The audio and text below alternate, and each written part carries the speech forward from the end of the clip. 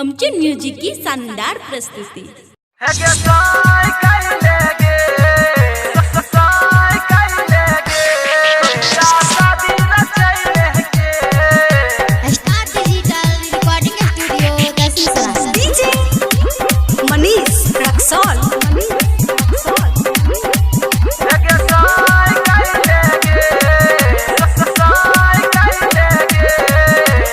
धोखा देल गे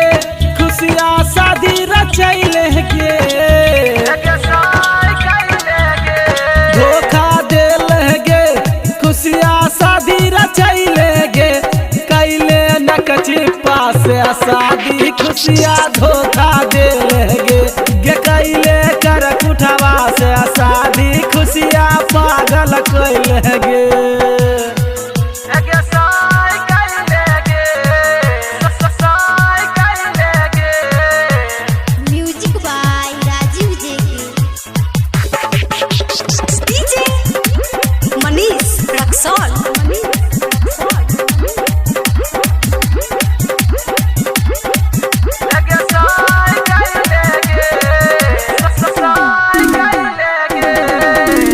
तोरा फेरा में गए खुशियाँ रह गेलौ तुम्हारे,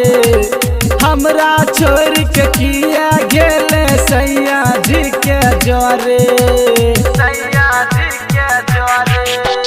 तोरा कारण है गे खुशियाँ समाज में बारल गेलौ, हमरा छोड़ के गेले खुशियाँ केकरो नहीं हम भेलौ, पागल बनैले गे खुशियाँ घायल कैले गे, पागल बनैले गे खुशियाँ घायल कैले गे, कैले फोगो से तो शादी खुशियाँ ठीक न कैले गे, कैले पागल हवा से शादी गे खुशियाँ ठीक न कैले गे।